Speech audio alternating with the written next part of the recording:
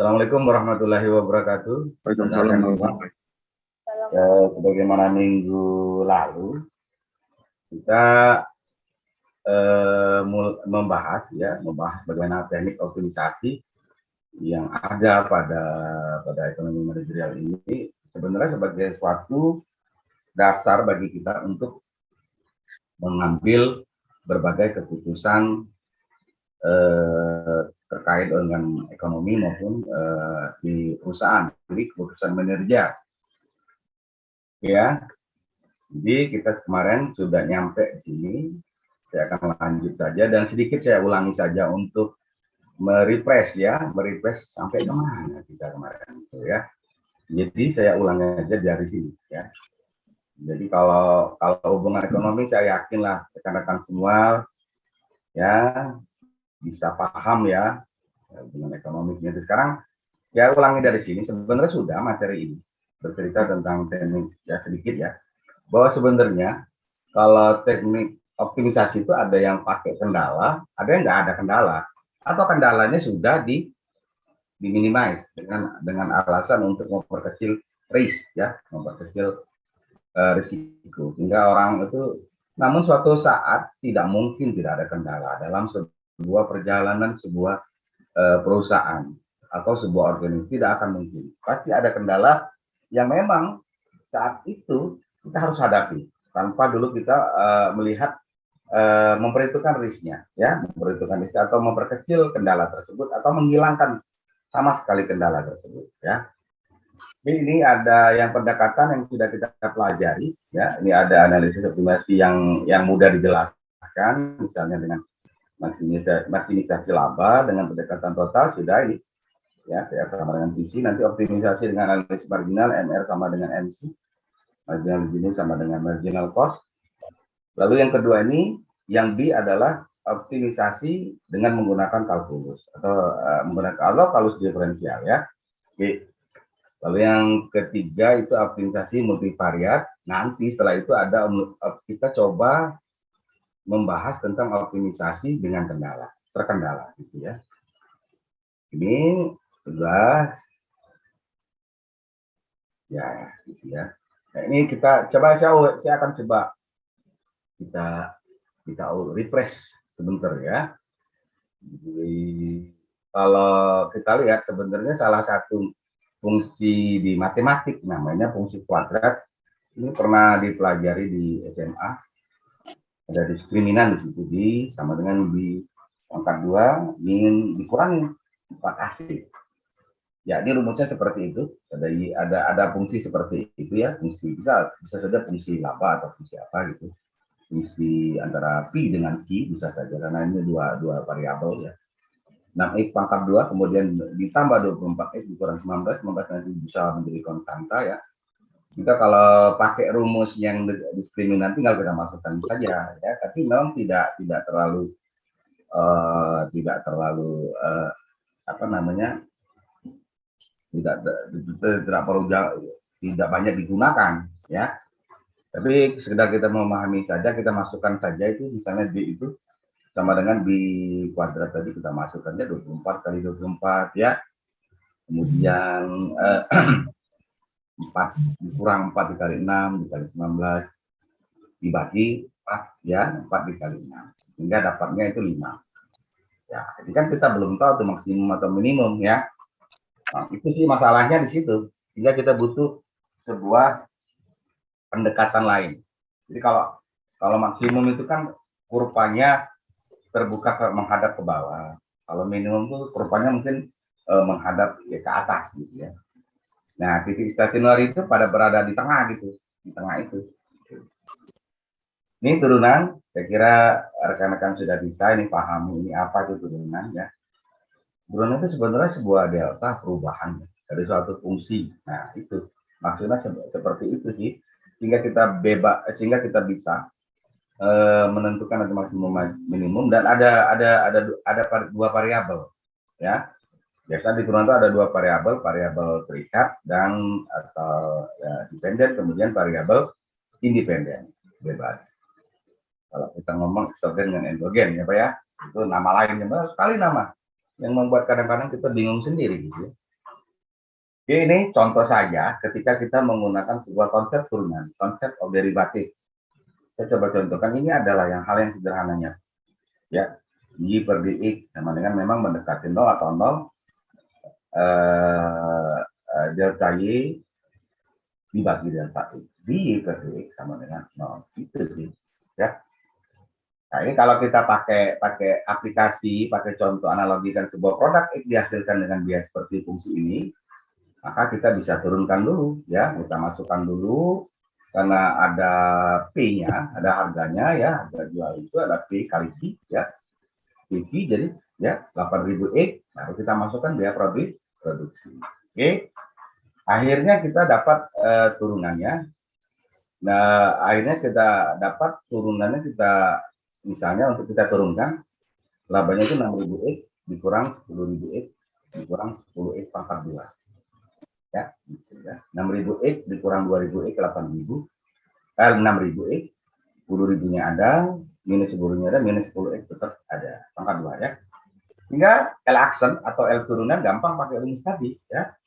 Di per dx-nya tadi ya, di per dx sama dengan L aksen 6.000 minus dikurang 20 X dan X sama dengan 300. Itu yang sederhana. Konsep yang pertama yang kita pahami pada sebuah contoh-contoh yang sederhana saja ya. Nah, lalu kita sudah ini, kita lihat dulu law of differentiation, ini kaidah. Kaidah itu aturan ya. Apa yang banyak berlaku dalam hubungan ekonomi, hubungan matematik, statistik. Ini sudah dipelajari di buku Darian atau Alfian, dan memang ada banyak sekali rule of differentiation ini atau kaidah derivatif ini. Namun dalam kaitan kita mempelajari ilmu pengambilan keputusan ini, ya, keputusan ekonomi ini, kita banyak menggunakan 6 ini saja. Paling 1, 2, 3 aja sih yang paling banyak. Malah justru 1, 2, 3 ya. Ini aturan pertama adalah ada fungsi konstan di sana, di per dx sama dengan apapun yang menjadi konstan, misalnya A itu, apapun itu, maka ketika Y ini sama dengan 2, ketika misal saja di sama 2, di per dx-nya adalah 0. Itu kaidah yang pertama. Lalu kaidah yang kedua, itu adalah fungsi pangkat ya, power function rule. Jadi, maka ketika ada sebuah bentuk ini, ya, bentuk fungsi seperti ini, ya, AX pangkat 5, contoh saja, maka yang paling sederhana itu cara mengerjakan. Jadi per dx adalah B dikali A, B dikali A, X fungsinya itu. 5 dikurang 1. Itu saja sih. Ya, misalnya. Ya, itu cara B dikurang 1. Ya, ini B. B bukan 5, B dikurang 1. Iya, saya nggak pakai kacamata ya. Lupa saya, Pak. Ada budget. Di B dikurang 1. Baik, kita lanjut ke rule differentiation yang ketiga, itu perkalian. Penjumlahan dan pengurangan. Sum and differences rule. Gampang, Pak. Ibu ya, rekan-rekan semua, Bapak Ibu rekan-rekan semua. Mungkin ada yang masih belum di mute ya, silakan di mute ya. Nah, itu ya. Ketika ya Y sama dengan U, kita lihat.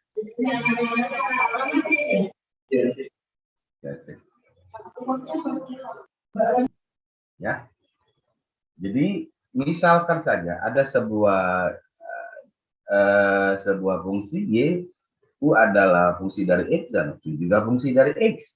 Maka Y sama dengan U ditambah atau dikurang V. Sehingga bagaimana menurun kaidahnya sesuai dengan kaidah di per dx saja, ya. Di per dx, du di per dx plus minus ditambah atau dikurangi di V per dx. Mana? Misalkan saja ini ada U ya merupakan fungsi dari X sama dengan 2x ya. V juga merupakan fungsi dari X sama dengan X pangkat 2. Bagaimana menurunkannya? Gampang ya.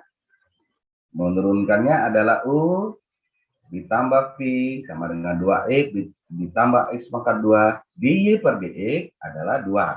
Kan turunan dari 2x 2 ditambah 2x. Ya, mestinya kan 2 dikali 1 X 2 pangkat 2 kurang 1. Ditulisnya sama, kita cuma tulis 2X ya. Fit, fungsi ketiga saya rasa mengerti ya, mudah. Wah, fungsi ketiga ini perkalian. Ya, rekan-rekan semua perkalian sama sih. Cuma prinsipnya ini ketika Y itu ya, itu adalah U dikali V. Di mana U juga merupakan fungsi X, V juga merupakan fungsi X ya. Hingga di per DE ketika ada kejadian seperti ini, kondisi seperti ini gampang. U ya, kita cari fungsi dari V atau di V per DX atau kita sebut juga V aksen. Nah, itu lebih enak lagi. Tidak terlalu banyak yang kita sebut ya. Ditambah V dikali di U per DX atau U aksen. Ya. U aksen ini, V aksen, ini U aksen. Kita lihat ada sebuah fungsi atau persamaan ya, 2Y sama dengan 2X pangkat 2 dikali 3 min 2X. Dengan U sama dengan 2X pangkat 2 dan V 3 min 2X. Ya, tinggal kita masukkan saja. U-nya mana ya gitu ya. U-nya adalah 2X pangkat 2.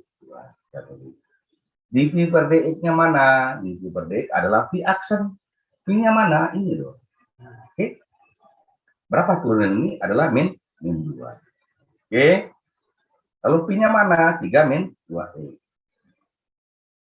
Lalu turunan dari DU per DX atau U aksen itu adalah turunan dari 2X pangkat 2.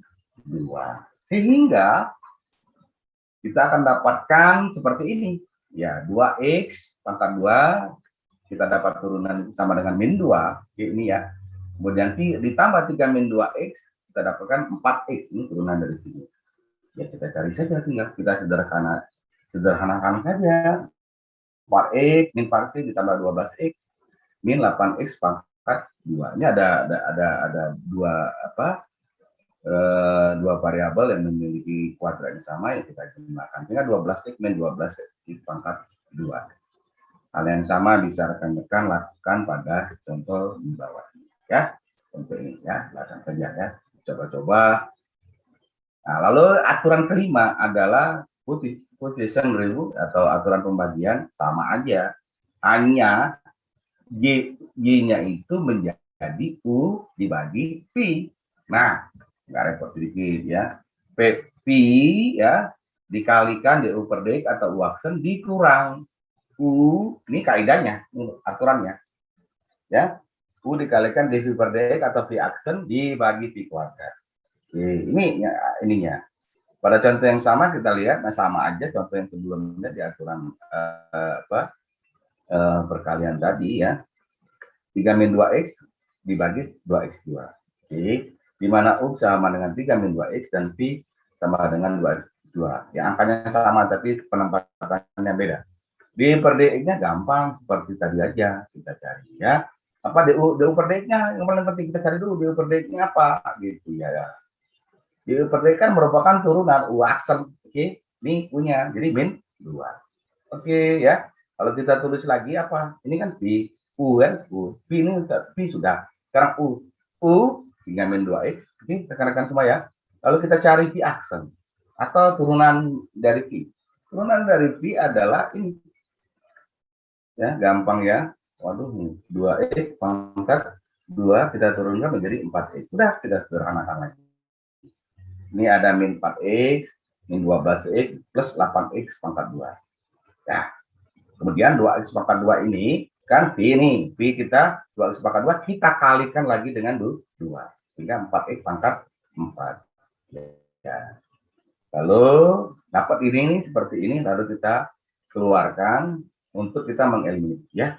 Ini kan dapat eliminate 4X, kita coret 4X di bawah, 4X di atas, tinggal X min 3 dibagi X pangkat 3. Ini dikeluarkan saja, ya rekan-rekan semua ya. 4X pangkat 4 sama dengan 4X dikali X pangkat 3. Ini kita coret. Ini kan kita coret ya, seperti itu. Nah, ya. Jadi, nggak susah lah ya, nggak susah. Coba saya bantu dengan ini, dengan typer mungkin. Kelihatan juga ya. Ini correct. Nah, begitu ya. Ini ya. Oke, rekan-rekan semua, kita lanjut lagi ya. Pada yang berikut, aturan fungsi dari fungsi. Di dalam fungsi ada fungsi. Jadi chain rule namanya itu. Atau dikembangkan dengan orang sebut juga dengan kaidah rantai ya, aturan rantai. Ini gampang juga ya, nggak di ketika ada y, ini ada y merupakan fungsi u di mana u juga merupakan fungsi x. Nah, itu dinamakan fungsi di dalam fungsi ya. Jadi di mana u juga merupakan fungsi dari x. Maka kaidahnya seperti ini, d per dx ya, kemudian sama dengan d per du dikali du per dx. Ya udah, tinggal masukkan saja. Oke, ini ada y merupakan ada sebuah persamaan ya. Y sama dengan u pangkat 3 ditambah 10, ada lagi u 2x, diketahui juga 2x. U adalah 2x pangkat 2. Kalau tidak bisa tulis seperti ini, maka dy per du dy per du adalah 3 ya dikali 1. Oke. U 3 min 1 ya. Du per dx ini gampang, sudah saya jelaskan. Kalau kita masukkan saja, kita coba substitusikan saja, sehingga 3 dikali 2x pangkat 2, iya, gitu ya, kita masukkan 2x pangkat 2. Ini kan sudah kita cari ya, kita masukkan saja di apa? Di dx 2 pangkat 2 ini 3 dikali, ini masih kita masukkan ya. Kita masukkan kemudian ditambah 4x ya, ditambah 4x sama dengan 34 ini sepakat 4 ya, karena ada 2 yang 3 kali ya, dikali 4x sama dengan 48x pangkat 5 ya. Oke, hal yang sama bisa rekan-rekan coba pada yang ini ya, pada contoh yang di bawah ini ya. Bisa aja sih, gampang. Ini kan mengikuti ini ya, mengikuti persamaan yang ada gitu ya. Tapi yang penting ini, di per-nya kita coba turunkan ya. Oke. Lalu ini cara bagaimana kita membedakan, kan tadi kan kita bingung itu pada contoh sebelumnya itu ya. Bagaimana kita membedakan dia maksimum atau minimum. Ya. Itu dengan kalkulus. Ada hal yang mudah kita lakukan ya. Kita coba ambil contoh yang kita sebelumnya di awal-awal ya, tentang hubungan ekonomi kan ada ini contoh. Saya mengambil contoh yang sudah ada aja ya. Ini TR-nya sama dengan 100 Ki ya. Ini ada lagi dikurang 10 Ki pangkat 2 ya. Ini rasanya sudah kita ini ya, kita kaji dulu ini nih, fungsi ini. Kalau di awal ya. Ini ya. Nah, ya itu ya. Oke. Nah, kita ambil ini aja. Q TR-nya ini ya. Ini benar ya.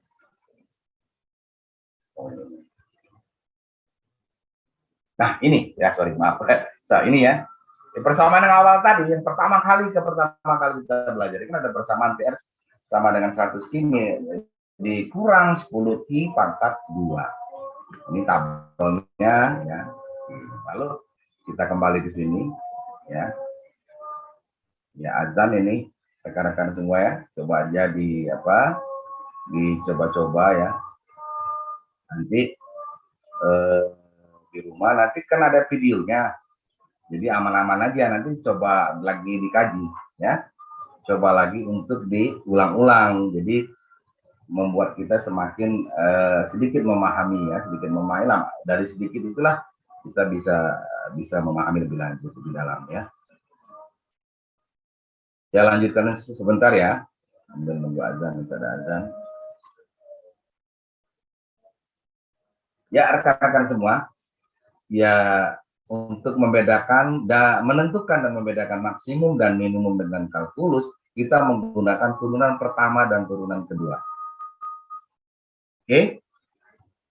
kita coba langsung aplikasikan pada contoh kita sebelumnya, di mana ya total revenue merupakan persamaan dari TR sama dengan 100 Ki dikurang 10 Ki pangkat 2.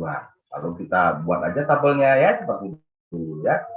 Misalnya 1, 2, gitu, dan seterusnya. Oke.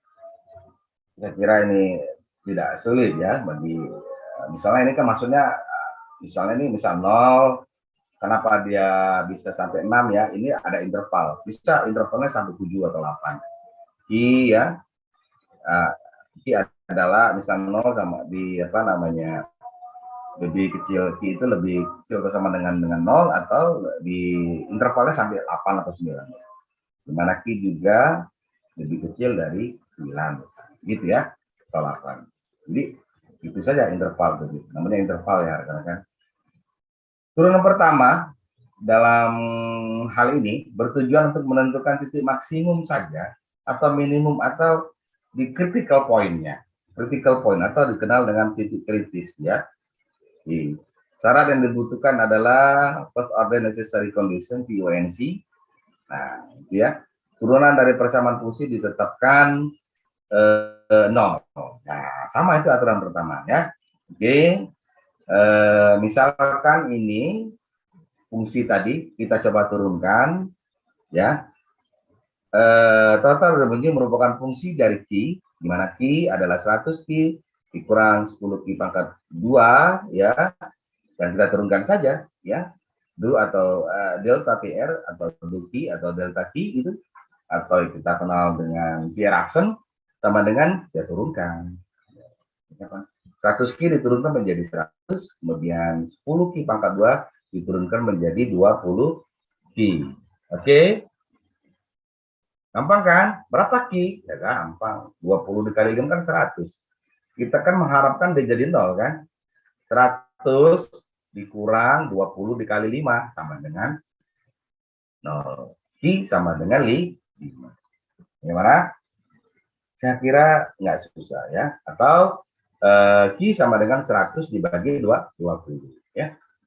Artinya Ki 5 ya. Jadi titik kritisnya itu di 5.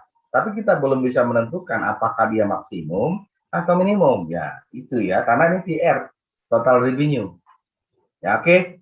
Turunan kedua, untuk menentukan apakah dia maksimum atau minimum, menentukan, membedakan apakah dia apakah dia berada di titik maksimum atau minimum itu menggunakan turunan kedua. Kalau pertama itu ada dikenal dengan VONC atau first order necessary condition, maka turun kedua dikenal juga sebagai syarat kecukupan ya. Itu ada second order sufficiency condition. COSC ya. Second order sufficiency condition. Itu istilah-istilah saja ya. Bukan arti yang harus kita ini. Jika rekan-rekan semua ya, jika SOSC itu lebih besar dari 0, jika SOSC itu second order, turunan kedua itu lebih besar dari 0, maka itu fungsi minimum. Oke. Namun, ketika SOSC itu lebih kecil dari 0, ini ya, ini kan lebih besar dari 0, maka ada fungsi minimum. 1, 2, 3, dan sebagainya. Ya. Ini nggak ada absolut, Pak. Nanti kalau ada absolut itu makin di teori permintaan ya. Kalau teori perilaku konsumen, nah itu memang menggunakan absolut ya. Jika SOSC, kita kembali ke sini rekan-rekan semuanya. Jika SOSC itu lebih kecil dari 0, maka fungsi itu dinamakan fungsi maksimum. Sehingga turunan kedua atau atau di pangkat 2 TR atau di Ki pangkat 2 itu sama dengan minus 20. Yang dilihat itu bukan ya, bukan 20-nya tapi angka minusnya. Oke. Kira-kira ngerti nggak Pak dengan turunan keduanya ya? Ini turunan pertama kita mencari maksimum ini Pak. Rekan-rekan ya. Ya. Rekan semua, turunan pertama kita mencari maksimum ya. mencari maksimum, mencari titik kritisnya maksimum atau minimum. Namun di turunan kedua kita coba untuk mencari apakah dia maksimum atau minimum, membedakan. Kalau dia di bawah 0, maka itu maksimum. Kalau dia di atas 0, maka minimum. Caranya turunan kedua ini kayak kita rule of differentiation ini aja kita turunkan. 100 dikurang 20 I, hasilnya minus 20. Oke? Jadi ini turunan pertama ini kita untuk mendapatkan titik kritisnya, maksimum atau minimum. Ini turunan pertama. 100 I dikurang 10 Ki pangkat 2 ini, kita dapatkan 100 dikurang 20 Ki. Oke ya? Jika kita ketemu dengan 5. Lalu untuk menentukan, membedakan apakah itu fungsi maksimum atau minimum, ternyata itu menggunakan turunan kedua, second order ya, minus 20. Kita sudah paham. Nah, kita bisa juga buktikan dengan melihat hubungan ekonomi di tabel ya. Bagaimana sih di tabel? Ya, ini kelihatan. Jadi ini betul-betul bisa kita lihat. Ya, ini di 5. Dia mengalami maksimum dan ini mengalami di titik maksimum di titik di Q-nya 5. Nah, ini kan menunjukkan bahwa ini fungsi maksimum karena parabolanya itu menghadap ke bawah. Kalau ke atas seperti ini loh Pak, ini minimum. Menghadap titiknya di sebelah, ini minimum. Kalau ini kan bisa diteruskan sampai terus gitu. Dia maksimumnya di fungsi titik 5. Oke. Ya itu saja ya, bisa ditentukan ketika kita mau membedakan atau menentukan dan membedakan maksimum atau minimum dengan kalkulus. Jadi dengan dua turunan itu sudah bisa. Salah satu itu. Tapi di teori permintaan itu bisa lebih ya Pak. Oke. Yang berikut kita akan coba bahas ketika optimisasi itu lebih dari 2 variabel Pak. Kalau tadi cuma Y sama X atau P dengan Q, kalau sekarang lebih dari 2 variabel. Ya. Ini ada P, contohnya variabel laba, ada X, ya, ada Y. Ini contoh saja. Oke. Contoh TR, total revenue atau fungsi laba, ya, itu bisa saja dipengaruhi oleh fungsi output dan advertising, misal saja secara simultan, ya. Jadi, artinya ini kalau di regresi uji F ya, kalau kita dulu ingat dengan statistik ekonometrik itu uji F ya. Jadi kebanyakan itu setelah di statistik dapat misalnya uji regresi itu model, kalau nanti rekan-rekan semua membuat sebuah tesis, nanti model itu bisa dijabarkan dengan matematik gitu. Itu ya. Kan kalau kita bersama regresi biasanya segitu aja, ya segitu aja. Setiap kenaikan satu ini akan menyebar seperti ini. Tapi kalau dengan di itu adik-adik teman-teman ya, adik-adik yang ada D1 dia hanya sebatas itu ya, dia tidak melihat kemungkinan dari bisa diperdalam lagi ya. Oke, ini adalah derivatif dengan menggunakan optimisasi multivariat ya. Dilakukan dengan metode turunan parsial, artinya parsial satu per satu. Setelah uji F misalnya, kalau di ekonometrik kita lakukan dengan parsial derivatif. Satu per satu dipisah. Diambil secara terpisah dan dilambangkan dengan notasi do. Tapi kebanyakan orang nyebutnya tetap delta lah, gampang ya. Oke, aplikasinya contohnya seperti ini. Ya, baik rekan-rekan semua ya. Diketahui fungsi laba total atau total revenue tadi atau dilambangkan dengan P, disimbolkan dengan lambang P ini. Ya. Itu tergantung dari dua penjualan dua komoditas. Jadi perusahaan ini memiliki dua komoditas, misalnya perusahaan garment juga balik. Jadi garment itu punya produk merek ini, merek misalnya ada merek X, ada merek Y gitu. Tapi dalam satu produk mereka, dalam satu manufaktur mereka ya, garmen pabrik mereka, garmen pelangnya ya, kita tuh punya bisa ada merek X dan merek Y. Oke. Lalu dia dari hasil keputusan manajemen mereka, dia membentuk sebuah persamaan ya seperti ini. Bisa juga didasari dari sebuah hasil regresi akuometrik ya. Misalnya Pi merupakan fungsi dari X dan Y ya, di mana sama dengan adalah 80X dikurang 2X pangkat 2 ya, dikurang lagi XY, dikurang lagi 3Y pangkat 2 ditambah 100Y. Ada 3 variabel Pak ini. Ini namakan multivariat, lebih dari 2 variabel ya. Kita lanjut, berapa sih merek X dan Y yang harus terjual jika misalnya industri garment tadi, saya ada teman Pak di garment namanya Pak Anji Caksono di Bandung, ya di satu garment bisa menghasilkan berapa merek ya. Mereknya ada juga di sini, ada juga di mall gitu, di ya ada. Berapa merek dan yang harus terjual jika ingin penjualan maksimal. Jadi dan berapa laba total yang maksimal. Jadi ada 2 dicari ini ya. Ya, berapa kuantitas dari X dan Y yang harus dicari sehingga dapat penjualan itu maksimal. Yang kedua, berapa sih laba total ya maksimal. Kayaknya itu membingungkan, Pak. Tapi ternyata ini sederhana sih, mudah ya. Nggak susah-susah ya. Nggak ada yang susah loh Pak sebenarnya. Nih, kita lanjut. Turunan parsial. Kan cara mengerjakannya dengan pertama dengan melakukan turunan parsial atau parsial derivatif ya. Yang pertama itu kita coba lihat. Dengarkan semua ya. Ini ada Pi, kita tulis dulu persamaannya, diturunkan dulu. Oke. Ini diturunkan dulu. Iya, ketika di Pi sama-sama dengan X, ini yang diambil. Ya, kan di X yang kita cari. Ya, di Pi atau do Pi dibagi dengan do X ya atau delta X ya. Kita mencari turunan loh Pak nih. Kan kalau sudah pakai istilah delta ini turunan ya. Sama dengan 80X ya. Diturunkan menjadi 80, oke. Ya Pak ya. Lalu 2X pangkat 2 diturunkan menjadi 4X. Ya kira gampang lah ya. Si Rahma Usi itu sudah tahu kali ya. Kemudian XY, XY ini karena ini dividend kita ambil Y-nya saja. Ya.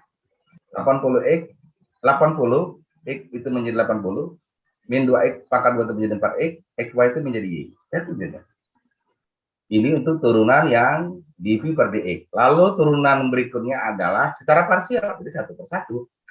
dV dibagi di dy. Ya, jadi kita akan mencari turunan dV per dibagi dy sama dengan, kita lihat ini aja. Kita kan mencari dy nih, mencari dy, maka d-nya hilang. Ya. Sama dengan min x. Oke, turunkan min x, turunannya kan, oh dy itu turunan min x. Kemudian 3Y pangkat 2 diturunkan menjadi 6Y. Oke. 2 dikali 3, Y pangkat 2 dikurang 1, 6Y. 100Y menjadi 100. Oke ya, bagaimana ya? Saya kira bisa dipahami ya. Oke. 80, ini turunan dari sini. 80 min 4X min Y, ini turun dari sini. Dan turunan kedua adalah ya, min Y, min XY, ini jadi X. Kemudian 3Y pangkat 2, ini menjadi 6X, min 6X, dan 100Y menjadi 100. Ya, lalu bagaimana mengerjakan optimasi dengan banyak variabel ini? Oke, ya, ini sudah dapat kita. dy per dx, sebagaimana kita ketahui sebuah turunan itu adalah sama dengan 0. Kan 0 itu titik optimum, ya Pak.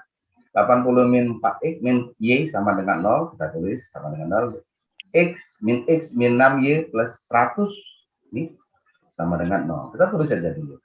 Lalu rekan-rekan semua, kita untuk mengeliminasi salah satu variabel, kita gunakan cara eliminasi sebuah persamaan. Kita bisa mengeliminasi sebuah persamaan ya. Kita kalikan saja. Misalnya ini dua persamaan turunan ini kita kalikan 6. Oke, min 6 dikalikan min 6 karena kita mau mengeliminasi Y. Kan begitu kan? Caranya ketika min 6 Y dikalikan min 6 kan? Nah, jadi min X ya dikalikan 6 jadi 6 min 6 X ya gitu ya. Min 6 Y plus 6 Y maksud saya gitu ya. Yang Y tadi. Kita coba ya. 6 dikali min di 6 dikali 84 min 480 minus ya. Jadi kemudian min 6 ya dikali juga min 4 sama dengan 24X. Nah, yang Y kita kalikan min Y kita kalikan min 6 sama dengan plus 6 sama dengan 0.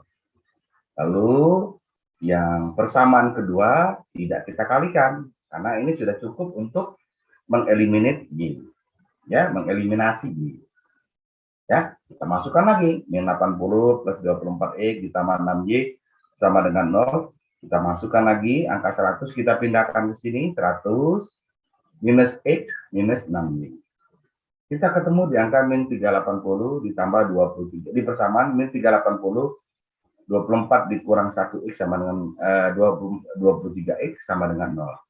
Gampang setelah itu X-nya adalah 380 dibagi dengan 23. X-nya 16,52 ya. 380 dibagi dengan 23 ya. Saya kira bisa diikuti. Lalu bagaimana kita mencari Y? Ya, tinggal kita substitusikan saja rekan-rekan semua ya. Artinya maksudnya memasukkan sebuah yang sudah kita ketemu nilainya ke dalam sebuah persamaan ya. Nih, kita lihat, ini kita ambil aja persamaan ini. Ini ya, oke. 80 kurang 4 dikali 16,52, X-nya 16,2 dikurang Y. Sehingga 80 dikurang 66,8, 66,08, 4 dari 16,52 sama dengan Y 13,92. Oke ya. Oke, ini kita lihat bahwa produk itu ya akan maksimal penjualan itu akan merek X dan merek Y itu pada unit 16,52 dan 13,92. Ya nanti satuan unitnya terserah ada tergantung dengan perusahaan tersebut ya. Oke, ini kan lalu bagaimana mencari laba optimalnya? Ya, kita masukkan saja. Kita kan sudah ketemu X dengan Y. Kita masukkan ke sini. Ini 16,52 kita masukkan ke substitusikan ke sini X-nya. Yang Y 13,92 kita substitusikan ke sini. Oke ya, gitu ya. Sehingga ketemulah Pi-nya sama dengan 1356,2 satuan. 5,52 satuan. Satuannya bisa apa ya? Pi ya bisa miliar, bisa juta ya terserah dengan kondisi perusahaan tersebut ya. Penyederhanaan perusahaan tersebut ya. Ini untuk optimisasi multivarian. Oke. Bisa diikuti ya Pak ya. Kita lanjut nih ya. Agak semakin panas ya. Semakin membuat ya menarik ya. Menariknya itu ini sih yang dilakukan oleh para manajer profesional ya. Sehingga dia menjadi orang-orang yang memang memiliki kemampuan manajerial untuk memutuskan banyak. Tapi ini menjadi kemampuan individu loh Pak, kemampuan yang mandiri. Jadi bukan kemampuan tim loh. Kalau peralatan baru manajemen kebanyakan itu menggunakan tim. Jadi ada salah satu di dalam tim tersebut orang-orang yang berpikir, orang-orang memiliki kemampuan secara ekonomiknya itu memiliki kemampuan menghitung dan menerjemahkan sebuah regresi ya. Kalau orang survei pasar loh Pak, survei pasar itu akan menghasilkan sebuah persamaan ekonometrik. Nah, ekonometrik itu harus dilakukan optimisasi. Oke ya. Begitu juga kalau seperti PT Busri, ketika proses produksi dia mendapatkan sebuah persamaan atau fungsi dari fungsi produksi. Lalu untuk melakukan optimisasi optimalisasi produksi, ya, production optimization, mereka itu melakukan yang namanya optimisasi. Ya, ini oke, itu saja Pak, yang untuk optimisasi multivariat, ya, itu untuk kita berbicara tadi ya soal optimisasi yang menggunakan kendala. Ya. Kan lalu yang berikut adalah teknik optimisasi yang terkendala dengan kendala. Rasanya nggak mungkin sebuah perjalanan, saya ulangi lagi, sebuah perjalanan perusahaan itu tidak memiliki kendala yang memang harus dihadapi, ya. Rasa tidak mungkin, kecuali kalau kendala itu memang seperti tadi kita sudah lakukan minimisasi kendalanya, misalnya itu pelajaran di manajemen risiko, risk management, Pak. Ya, itu mungkin di ekonomi manajerial itu diperkenalkan mungkin di pertemuan oleh Profesor Edi, ya. Itu mungkin di pertemuan yang atau Prof Didi, ya, di terakhir, ya, risk analysis. Jadi itu bagaimana kita selain melakukan minimasi biaya, kita juga harus meminimasi risk minimization, ya. Itu kaitannya dengan kendala. Oke, ini yang terakhir Pak, teknik optimisasi terkendala. Nah, dalam sebagian besar waktunya perusahaan bukan tidak mungkin menghadapi berbagai kendala dalam optimisasi. Jadi 1 hari 2 hari itu para manajer itu dihadapi sebuah keputusan manajerial yang kendala itu tidak bisa harus dihadapi. Misalkan saja pandemik, loh, mau nggak mau sekitar seperti daring ini, ya, nggak bisa, harus dihadapi pandemik ini, ya. Ya, ada lagi misalnya ketersediaan tenaga ahli, datanglah para ahli dari negeri Tiongkok misalnya, itu kendala ya Pak, ya. Ada ahli yang instrumentasi. Kalau di industri seperti pupuk kimia, kendala itu ada loh, ada kendala ketersediaan tenaga ahli, ya. Kalau bahan mentah yang sulit didapatkan, misalnya gas yang kurang gitu, dan bisa juga kendala hukum atau kendala lingkungan atau seperti pandemi sekarang ini, ya. Jadi penjualan menjadi sebuah kuota, jadi menjadi sebuah atasan. Kita membuat apa, produksi banyak-banyak nggak laku juga misalnya, ya, sehingga mereka memutuskan optimisasi bagaimana membuat produk itu dengan batasan yang jelas. Ketika dia punya produk X, berapa X yang harus berapa yang optimisnya X-nya itu, ya, dan tapi dengan ditentukan jumlah yang harus terjual. Kalau tadi kan tidak ditentukan dengan jumlah yang terjual, bisa saja kendala itu harus dibatasi dengan kuota ini, ya. Kuotanya seperti ini, kalau kamu mau laku, misalnya 20 unit, kalau nggak laku 20 unit ini, kita nggak untung misalnya, ya, itu. Tapi dalam 20 unit itu juga misalnya juga kita harus menentukan misalnya merek A, merek B, nah itu kendala, ya Pak. Oke. Masalah optimisasi atau optimasi terkendala ini dapat dipecahkan dengan optimasi terkendala dengan substitusi dan optimisasi terkendala dengan metode pengalilang. Ada 2 cara, ya, di dalam konteks ini, ya Pak, ya. Yang pertama kita coba bahas optimisasi terkendala dengan substitusi, ya. Bagaimana dengan substitusi? Saya langsung aplikasi saja Pak, penerapan, karena ini yang kita butuhkan di ekonomi Rizal S2 ini. Kita coba melakukan memang banyak kasus Pak. Ya, kalau dulu ada almarhum Prof. Rizal itu kasusnya kasus Eropa, kasus bahasa Inggris, tapi nggak ngerti, ya.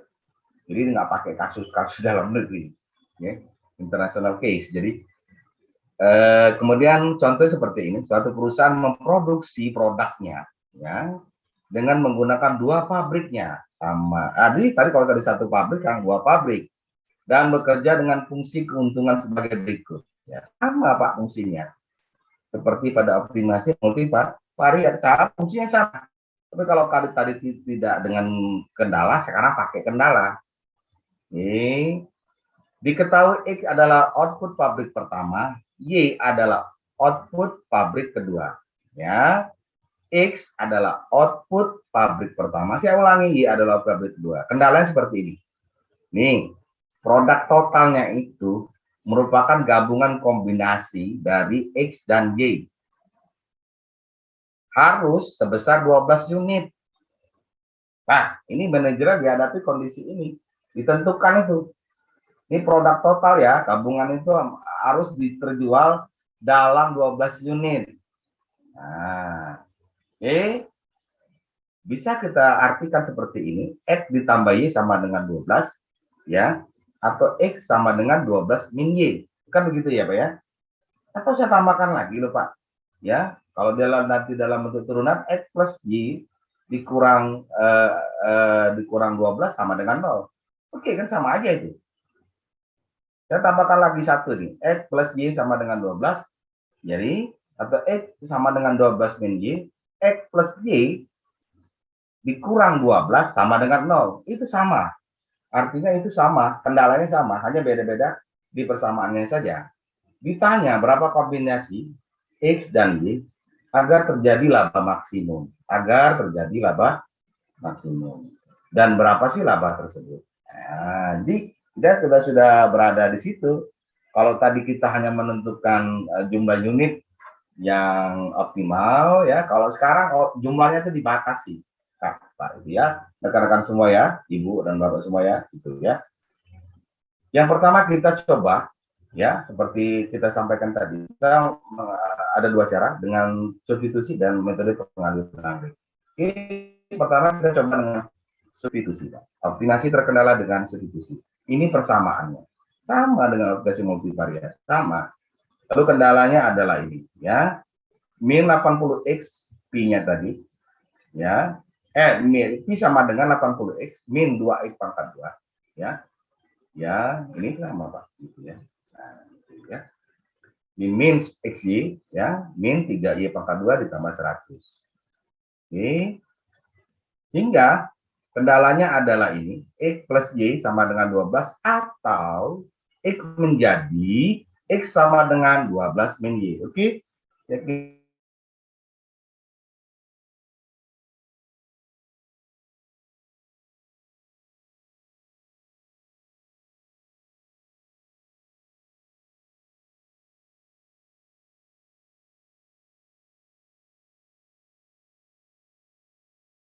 ini, ya.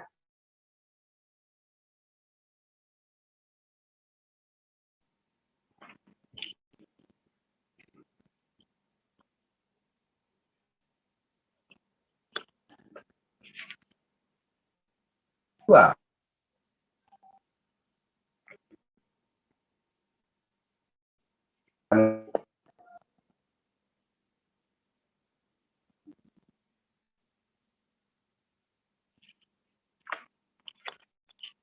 Y dikali Y, kan X-nya 12. Artinya kita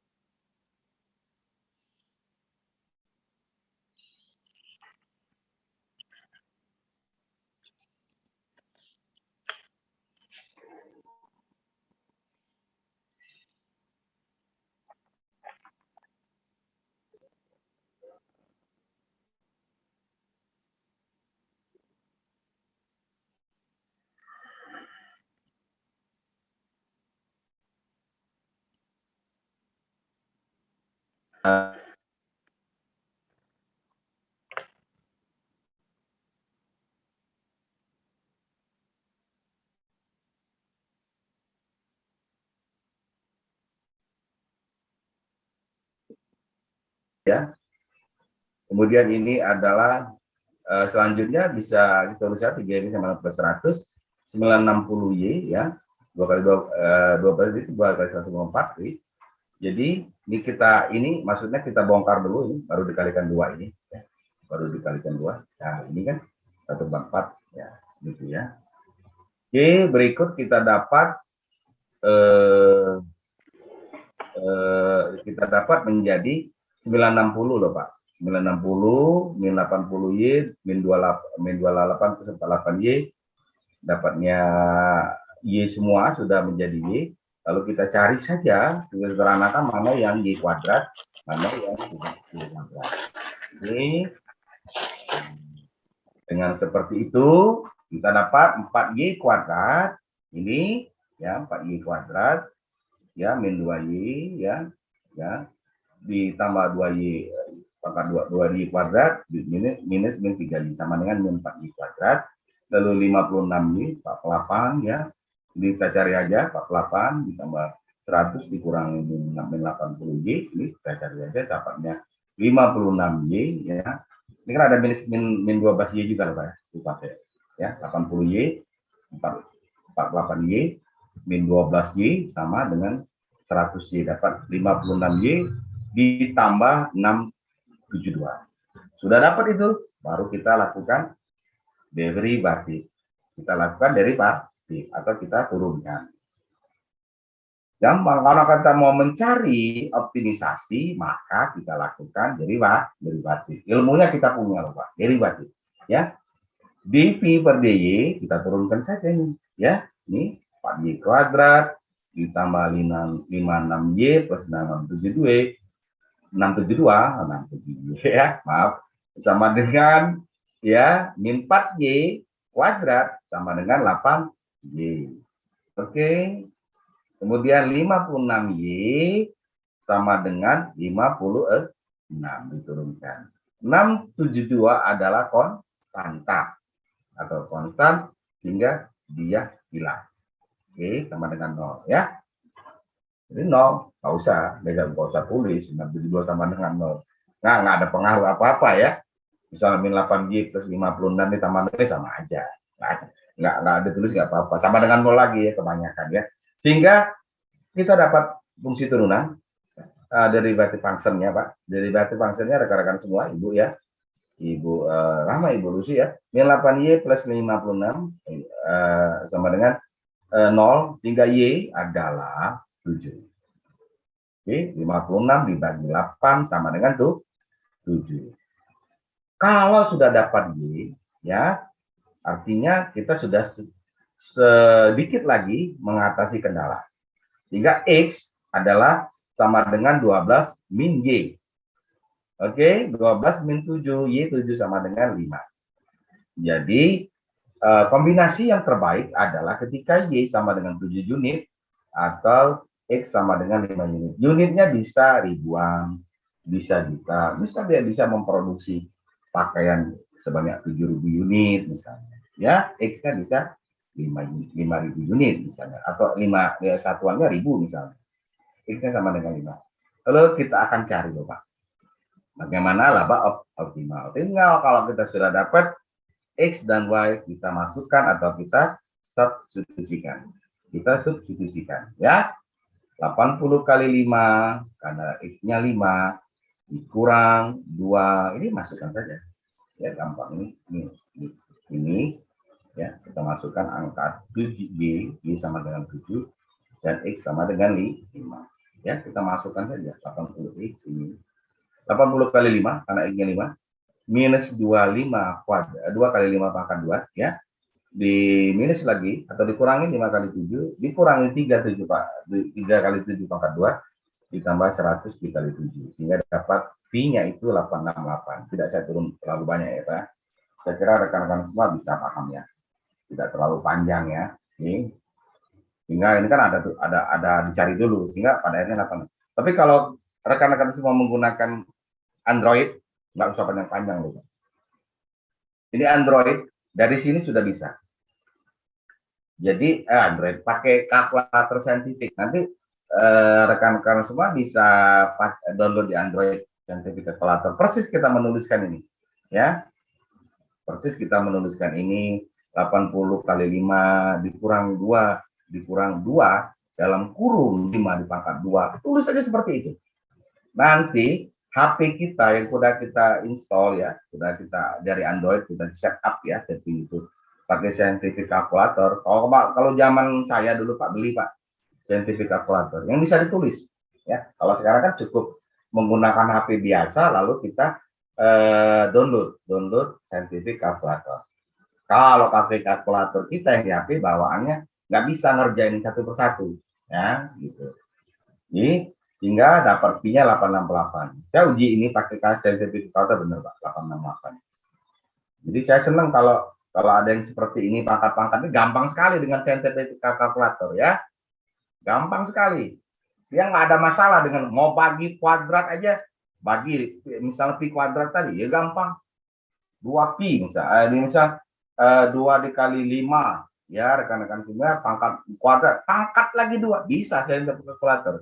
Dia nggak ada masalah. Apa yang kita tulis dia kerjakan. Itu scientific calculator ya.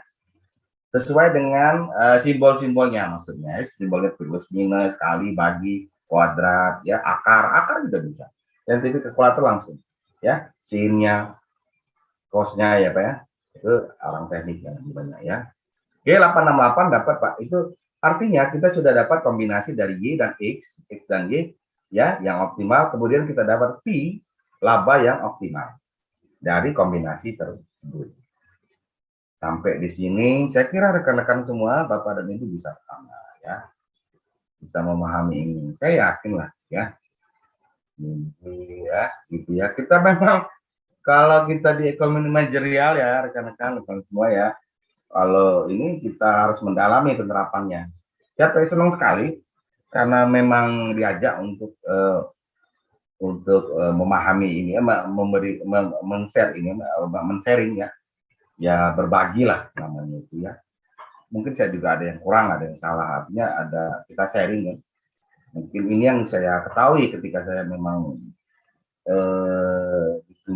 memang dulu mendapatkan ini dari beberapa kuliah dulu. Bedanya saya aja kan dengan Bapak kan dengan siapa yang duluan kuliah aja Pak. Ya. Jadi sebenarnya dosen itu dalam tahapan S2 dan S3 adalah teman. Ya, sahabat. Karena mereka itu dapat dahulu. Kalau di S1 kan memang dia betul-betul masih perantara antara jembatan ya untuk dia memahami sebuah konsep ya, membuat konsep. Jadi dia gambaran saja ya, gambaran. Oke. Itu ini tadi optimisasi terkendala dengan substitusi penerapannya. Contoh lalu ini yang kedua loh Pak. Ya, ini agak rumit lagi ya, maaf sekali ya rekan-rekan. Dia malam-malam seperti ini kita dibuat pusing ya, dibuat agak sedikit menarik ya, disebut menarik pikiran kita ya. Pak Gunadi ya. Oke ya Pak Gunadi. Aman ya? Pak Gunadi bisa ngikuti ya? Pak Sajili, oke ya Pak ya? Oke Pak. Oke, mantap ya Pak. Saya senang Pak. Kalau di kelas ini ya bisa ya. Optimisasi terkendala dengan metode pengalih Langring. Ketika terkendala itu bisa juga diselesaikan dengan metode pengalih Langring. Jadi Langring ini adalah seorang penemu ya Pak. Menemukan metode pengalih Langring ini.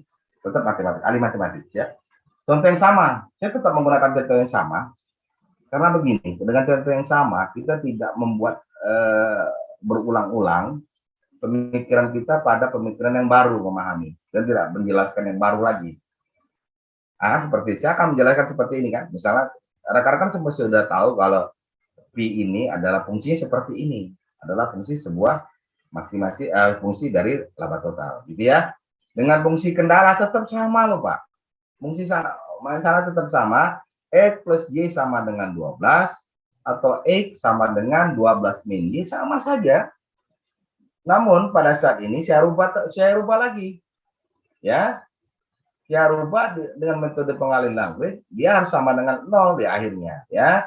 Jika saya rubah X plus Y sama dengan 12 sama dengan 0. Sama. X plus Y sama 12 sama dengan X plus Y minus 12 sama dengan 0. Oke kan? Nggak masalah kan? Oke? Ya? Oke. Ini solusinya. Untuk memudahkan saya rubah kata-kata pi ini, lambang pi ini dengan L. Nah, L kan gampang, laba artinya, ya. Sama aja buat penyegaran saja lah Pak. 80x sama loh. 80x sama nih sampai 3y kuadrat juga sama, 100y juga sama. Namun plus. Nah, ini baru penggunaan metode Lagrange-nya. Saya tambah dengan pengalinya itu adalah lambda. Nah, ini lambda lupa ya. Nah, ini lambdanya lupa ya. Nah, lambda inilah yang dinamakan metode pengali Lagrange. Kalau X plus Y ini kan didapat dari sini loh, Pak. X plus Y min 12 sama dengan 0. Cuman metode pengali cuma menambahkan pengali Lagrange untuk kendala. Artinya lambda itu harus dikalikan dengan kendala. Ya, kendalanya harus 0 sehingga menggunakan penyederhanaan 0. X plus Y sama X plus Y dikurang 12 sama dengan 0. Ya, itu metode pengali. Apa yang kita lakukan berikutnya? Kita turunkan Pak satu persatu, seperti optimisasi multivariat. Nanti kita turunkan, ya. Pertama kita duel atau per dx ya, atau dl per dx. Nah, ya, tadi ini kita turunkan 80x, 2x pangkat 2 itu 4x kuadrat, 4x ya Pak ya.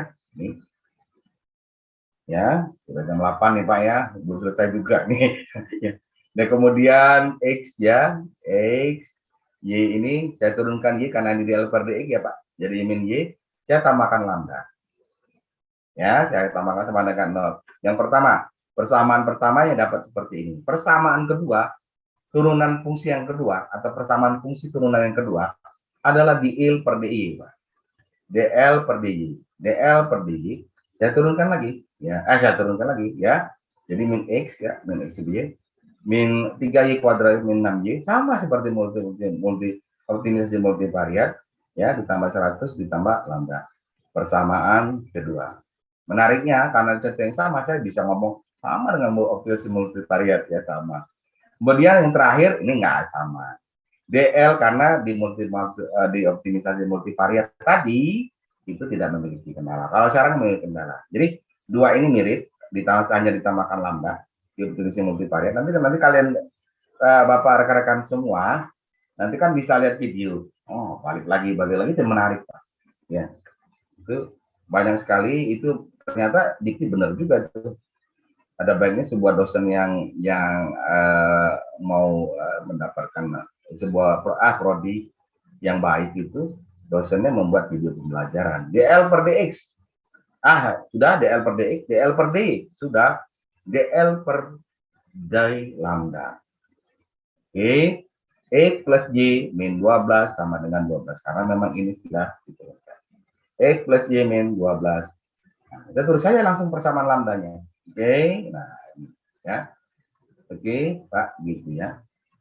Ini X plus Y min 12 gitu. Sama dengan 0. Oke, sama seperti ini. Lalu kita kurangkan 1 dan 2. Oke, ini 1 dengan 2. Oke, rekan-rekan semua ya. Ya. Sehingga kalau kita kurangkan dapatnya 180 dikurang 100 min 20, 4x min 4x dikurang min x sama dengan 3x kan sama nih, punya x punya y ya, dua persamaan ini punya x sama y ya. Oke, kemudian min y dikurang min 6y sama dengan plus 5 ya, gitu ya, dikurang, namanya kurang Pak, minus kali minus ya, ditambah lama lambda sama dengan 0, sama dengan 0. Oke, kita sampaikan ya. Lalu persamaan keempat kita dapati, sebuah persamaan fungsi yang keempat kita dapati ya. Lalu kita lanjut dengan menyederhanakan fungsi 4 dan 3. Caranya kita tulis dulu persamaan keempat min 20 min 3x plus 5y sama dengan 0 ya. Lalu kita coba sederhanakan dengan persamaan ketiga, min x plus y minus 12 sama dengan 0 dikalikan 3. Karena kita mau mengeliminir x. Kan min 3x. Kalau y ya, kalau kalau X ya kita kalikan 3 sama dengan 3X. Oke, ya. Kita coba ya Bu ya. Pertama kita tuliskan kembali ya, hanya persamaan yang apa namanya? Persamaan keempat ini ya, persamaan ketiga yang kita kalikan 3 ya, persamaan 4 kita tulis ya. Gitu. Persamaan keempat kita tulis nih, persamaan keempat. Ini rekan-rekan semua persamaan keempat ini. Ini persamaan ketiga ya. X plus Y minus 12 sama dengan 0 dikali 3. Lalu kita sederhanakan ya, 4 dan 3 ya, kali 3 min 20 kita tulis kembali, min 3X plus 5Y sama dengan 0 ya, 36, 3 dikali 12 36 ya, plus 3X ya, kemudian plus 3Y ya. Sehingga demikian kita dapat min 56 ditambah 8Y sama dengan 0. Y sama dengan 7. 8 dikali 7 56 sama dengan 0. Kalau Y sudah dapat ya, maka kita tinggal mencarikan X. Untuk X kita tekan substitusikan saja ya, X plus Y sama dengan X plus Y dikurang 12 sama dengan 0. Iya gampang, X plus 7 dikurang 12 sama dengan 0, maka X adalah 5. Kombinasi X dan 5 ini mendapatkan mengatasi kendala tadi ya, kombinasi ini. Kemudian kalau sudah dapat X sama Y sama aja seperti optimisasi yang substitusi ya. Nah, ini kan 7 sama 5 sama kan hasilnya. Kita masukkan lagi ke persamaan sini ya, sehingga dapatlah labanya itu P-nya itu 868 sama aja Pak ya. Yang pertama tadi ya. Untuk mendapatkan nilai lambda. Nah, nilai lambda ini penting loh Pak. Bedanya Lagrange di sini. Metode pengalihan Lagrange harus diperhatikan di sini. Ya. Kehebatan ya, kelebihan dari metode Lagrange itu di sini ya. Untuk memperoleh nilai lambda ya, kita dapat substitusikan ke salah satu persamaan 1 atau 2 sehingga diperoleh sebagai berikut. Nah, ini kan persamaan lambda. Mana yang punya persamaan lambda? Kita coba ini aja ya. Yang sederhana X min X min 6Y plus 100 ditambah lambda. Oke, kita coba. Iya kan udah dapet kita. Ini lambda ya. Maaf ya. Ini salah tulis ya. Maaf ini salah tulis ya. Ini punya lambda ya. Min 5. Kan dapat 5. Oke. Oke. Oke ya. Kemudian Y-nya dapat tuh 7 masukin. Ditambah 100 sama dengan min lambda. Jadi dapatnya berapa? Min 47. Saya ulangi lagi ya. Kita masukkan saja ya untuk mendapatkan lambda. Ini kayak apa sih kelebihan fungsi kelebihan metode ini? Ini yang menarik ya. Kayak di ekonometrik jadinya Pak. Kayak di regresi. Ya, kita masukkan saja lambda ini ke dalam fungsi ini ya, ke dalam fungsi ini untuk mencarinya. Kita udah dapat ini fungsi lambdanya. Ada lambdanya. Kita ulangi min 5, X-nya 5. Oke.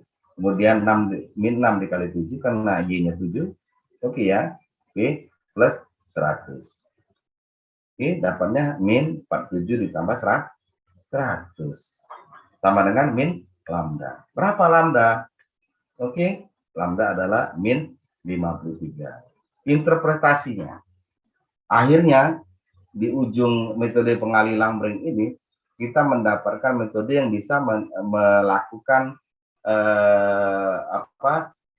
prediksi ya, melakukan prediksi atau mengartikan sesuatu dari fungsi lambda tadi. Lambda ini dapat diartikan, tentunya ini kata-kata dapat diartikan atau bisa dikatakan ya, katakan saja. Nah, itu dapat dikatakan bahwa ya lambda dapat diartikan bahwa ketika kita mengurangi kapasitas produksi, misalnya dari 12, ya kita kan kendala kita kan X plus Y sama dengan 12, ya Bapak ya. Misalkan saja kita kurangi nih, totalnya itu enggak 12, menjadi 11. Apa yang terjadi?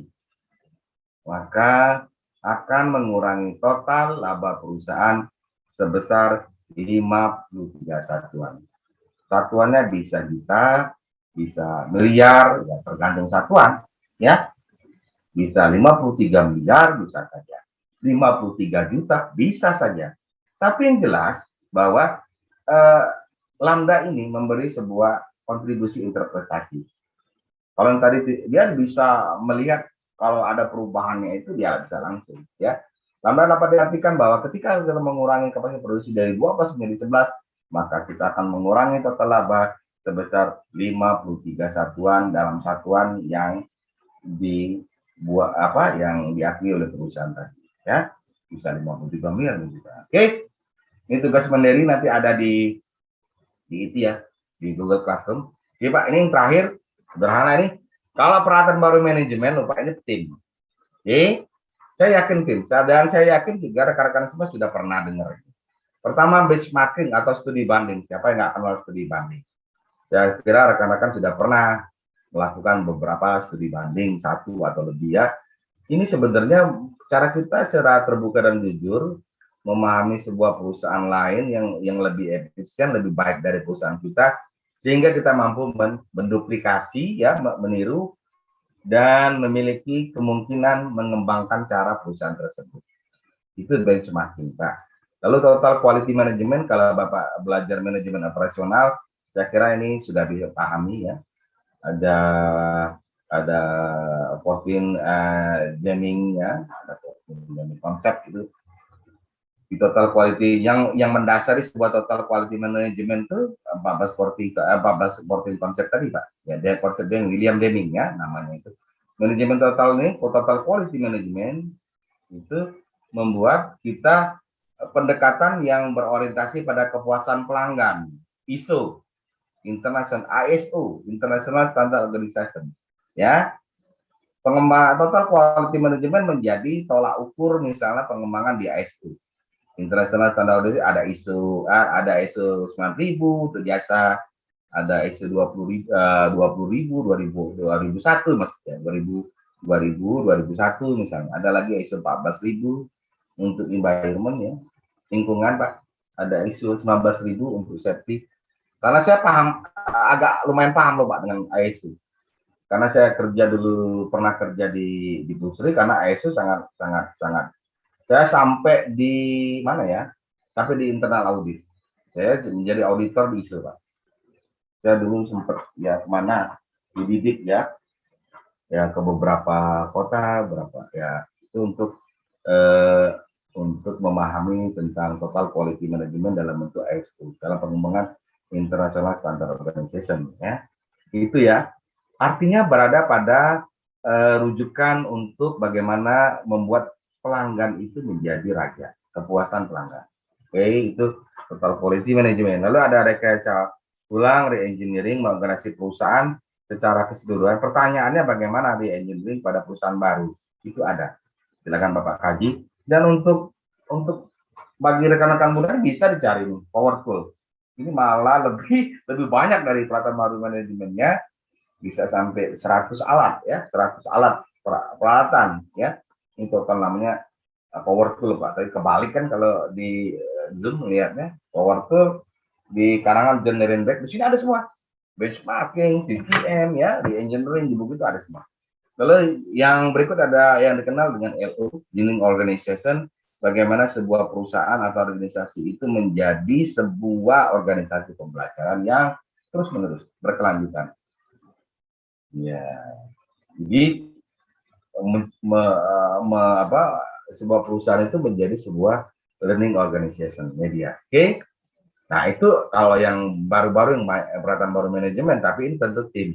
Saya ngerti, saya yakin rekan-rekan semua paham ini sebagai sebuah bisa dilakukan dengan tim ya, tim kerja. Jadi ada jadi work teamnya, tim kerjanya ada. Ya. Lalu berikut instrumen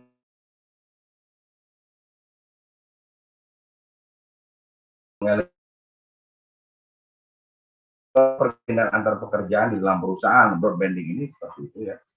Oke, lalu yang berikut rekan-rekan semua ya, direct business model. Direct business model ini menghilangkan waktu dan biaya, kayak just in time loh Pak. Just in time, menghilangkan waktu dan biaya distribusi, misalnya itu dalam direct business model pada Pertamina, itu misalnya dia jual gas bumi pakai BBM atau GIT, Pak. Jadi dia menggunakan itu konsep piping ya, sehingga menghilangkan waktu dan biaya distribusi. Gimana? Kan distribusi gas kan di dalam gitu ya. Nggak ada sales itu, Pak. Ya, gimana maksud nggak ada ya, jadi tinggal jalan saja. Kalau mau beli kita bangun pipingnya. Oke, silakan saya ambil dari kami katanya kan begitu. Dari business model. Yaitu perluasan broadbanding sudah menganalisis pengkajian sehingga pengkajian itu banyak diprotes juga kaum buruh ya, broadbanding. Karena suatu pengkajian itu menjadi insentif kerja.